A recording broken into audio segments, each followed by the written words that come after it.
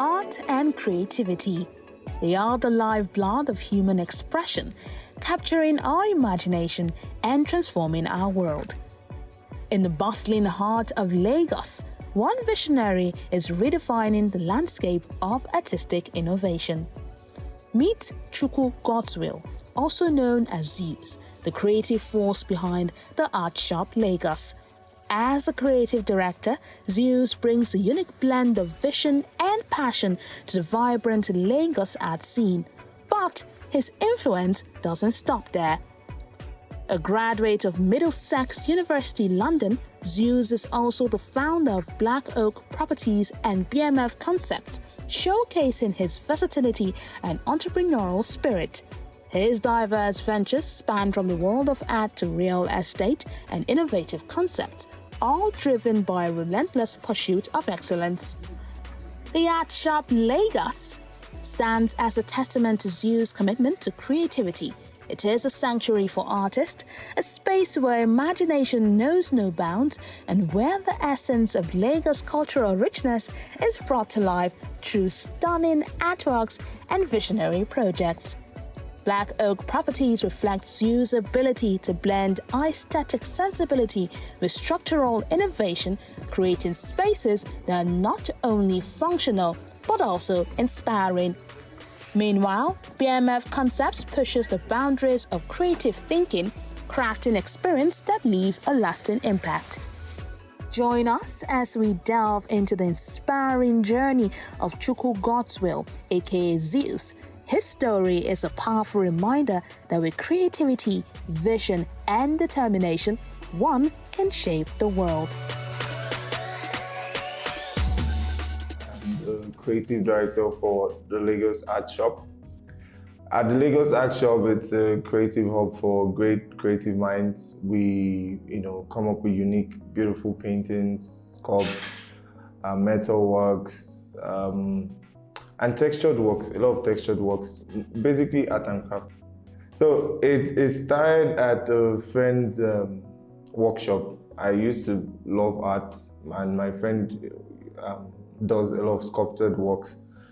So I was at his store one day and someone came and needed to touch up a painting. And then I'm like, oh, let me help you, which I did. And then that's how it pretty much started, because I found out I liked it. I enjoyed touching this work up, and then he paid me. I'm like, so there's money in this stuff. And next time someone came and asked of me and then gave me some job, which I did and delivered, and then they really, really liked it. And so from there, I started working with interior designers and, developers, basically. The major challenge I've had is cash flow management. I think I still have that till now. Whereby sometimes, you budget something and then you go over budget, a lot of miscellaneous. I think that's my problem. Right now, yesterday, I did a transfer at the bank so I could pay up some vendors and, artisans. And then I had to add that miscellaneous, which ended up, I spent it anyhow. So I think cash flow for me is, I mismanaged cash flow, basically. Okay, I've been getting calls and referrals around the world, basically. I shipped 3 of my works to the UK last week, and I'm starting to, getting global recognition, if so to say. A lot of interior designers in Nigeria are coming around, they know the brand Lagos Art Shop, which, I'm happy about. I'm really, really excited for. Hi, Chuks. Good to have you, man. Nice to meet you. It's my pleasure. So tell me about your business. What do you do? How do you make money? Let me ask you a different way. Okay, so we basically produce art, paintings, sculpts, you name it, art and craft, basically, There's an emerging market in Lagos right now where you have a lot of buildings coming up and people need or have the need to beautify their space, which is where we come in, I come in. So you're an artist yourself, I imagine? Okay, and it's your art that you sell, or What about working with other artists? Again, we have like a lot of artists and under, but it's so we work for our brand, the brand. Yeah, so What's the brand? Lagos Art Shop. Okay. And so you incubate these artists, and how many artists do you have working for you right now? Currently, I have 6. You have 6 artists, each specializing in a different type, yes, metal works, different. Okay. Excellent. How long have you been doing this? 4 years now. Okay. And I imagine you started off as yourself, and then you particularly got to scale. What's your skill set? You're into paintings? Yeah, I'm into painting, a little bit of sculpt. Okay. And so you monetize this by you find businesses that looking to beautify their spaces, and then you provide commercial solutions to them. Yeah. How many gigs do you get in a year like that? In a year? Or in a month, whatever is easier. Okay, let's do a month. In a month, I do about 10 to 15 gigs, depending on how good the month is. And are you considering a gig a piece of art, or are you considering a gig like a full? Okay. Yeah, that's what I consider. But that sounds like a pretty good business model, and this obviously is a growing, emerging market, like you said, in the space. All right, so now let's break it down in terms of your approach to the market. What's your costs, and what is your gross margins, or your margins in terms of? I don't want to get into specifics because obviously it's your business, but what I'm looking to kind of get a sense of is what does it cost you to run your business, and how much money do you potentially, in terms of percentages, make from your clients? So basically, you're asking for percentage of the profit. If you're comfortable, profit margin. Yeah, sure. So for every piece we sell, we try as much as possible to have at least a 35% margin for profit. Okay. And that is what you're referring to as profit. Is you're referring to as net profit, that is money in your pocket, or are you looking at cost of product? So canvas, paint, cost, and artist's time. These are the 3 things that cost me, let's say 100,000, for example. I'm now selling it for 135,000, so that gives me 35% margin. Is that what you're referring to as that's basically margin. Okay, so what about client sourcing, or what about the cost of marketing? Do you have any marketing costs? Yeah, we do. What about cost of delivering the artworks, installation? Do you do installation as well? Yes. So what about those costs? So they are all included. We try as much as possible to include delivery, like you said, both because once we finish painting, there are separate people who stretch and frame it, so we have to send it over to them and then bring it back to make sure it's still good and do last minute quality check before we send it out. So all these things are in our plan, like we factor all these expenses. So I'm sorry, I have some more questions. Do you value the job based on per gig basis, or do you just value as the cost of creating art, and then cost of stretching and mounting, and then cost of distribution? Like, how do you break down your cost structure? So we start with the cost structure. You mean like how I value the painting?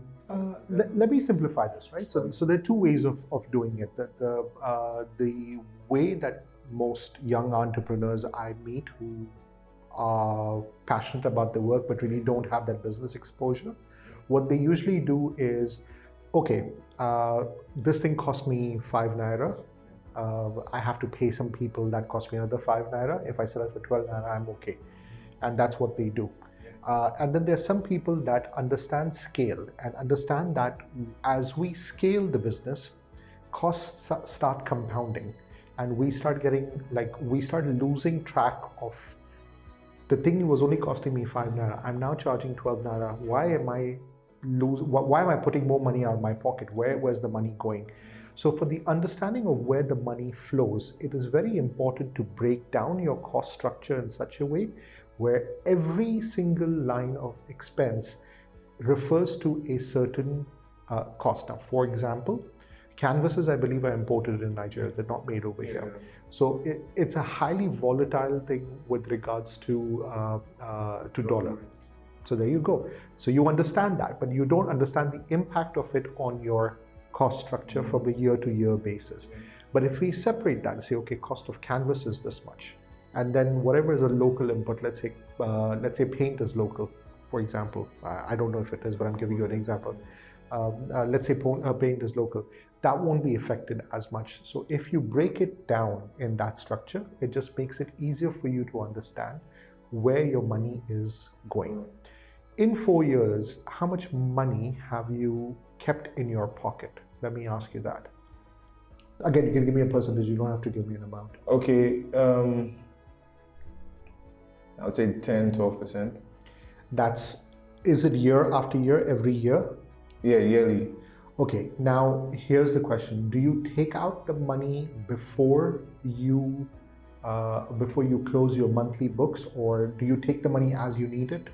Or do you say that, okay, I'm only going to give myself a salary of 50K, 100K, whatever, just so I can survive, and the rest of the money goes back in the business? Yeah, so like the rest of the team, we are like, I'm also on salary.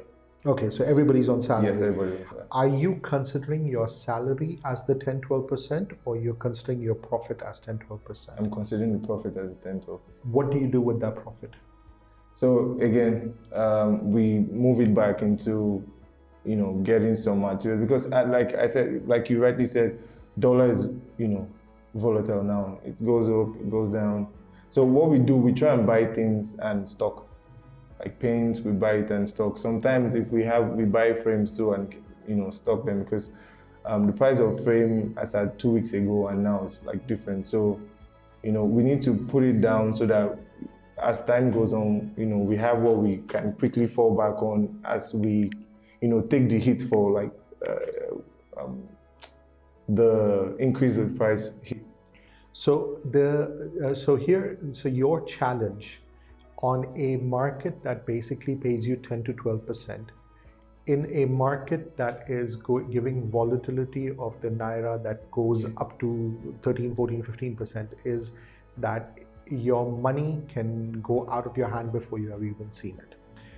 So the way to offset that risk is basically limit your inventory. Don't buy. I know that there's the idea that I want to buy more inventory, but at a certain point, inventory becomes non-moving.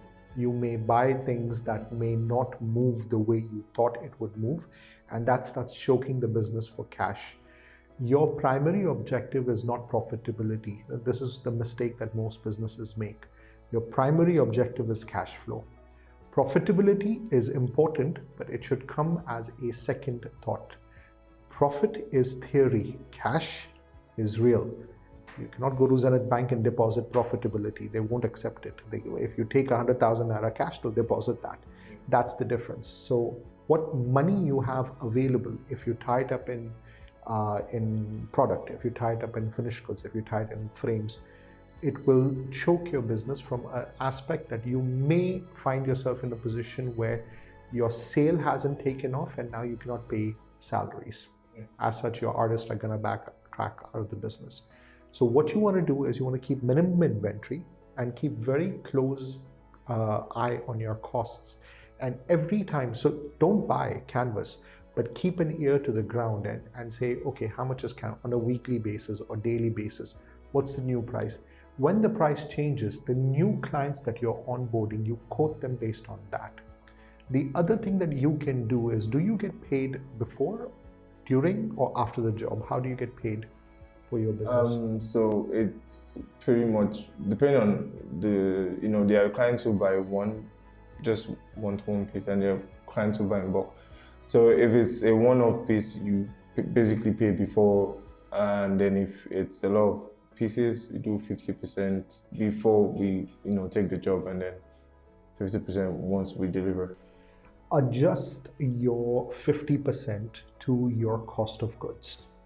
That's the key thing. Your life will be tremendously easy if just the cost of goods, so paint, brushes, thinner, sealant, whatever else goes, you know that, right? So make a list of your cost of goods, and whatever the gig is. So let's say there's a gig, somebody comes to you, Dangote comes to you and says, I want to buy 100 paintings. Excellent. Okay, this is my cost of 100 paintings, and whatever percentage that is, so no salaries, no distribution, no transportation, none of those, whatever that cost is, that is what they need to pay you as an advance. The reason why I'm saying this is if you do this, you will never have to tie your money in inventory, in raw material for your goods. You have paid me the 80%. I now go to the market. I now, based on your 100 painting, buy the goods I want to buy. I come to my workshop. I now start deploying the art on it, and then I now give it to you. At that point, you pay me the 20%. At this point, I can pay my distribution, I can pay my salaries, I can pay my wages, and that money is now left in my pocket. Whatever's remaining is my profit. It's a very hard control way of doing it, but it will take away. So don't do 50%. If somebody's willing to pay you 50%, they're willing to pay you 65%.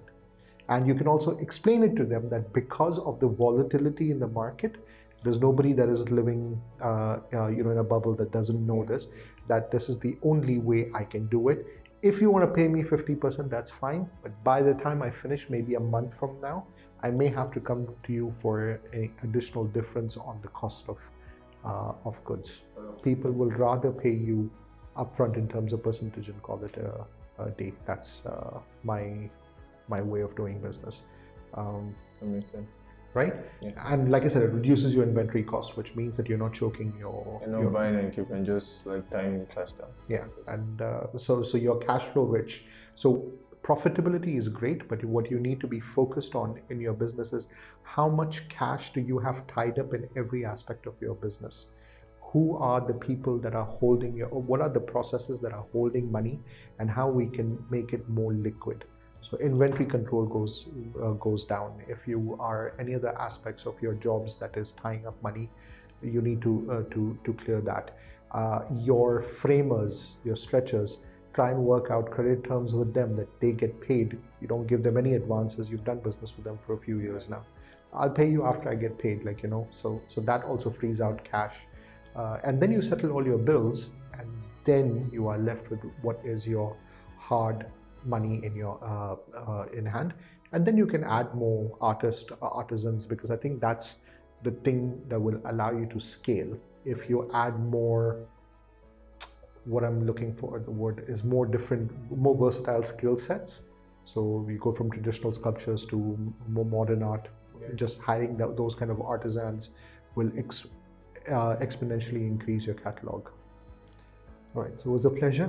I hope I was able to add some value to your business. I'm a big believer of Nigerian art. My wife tells me that if I buy any more art, I have to start stapling it to the ceiling because my walls are all full. So I enjoy what you do, and I wish you all the best.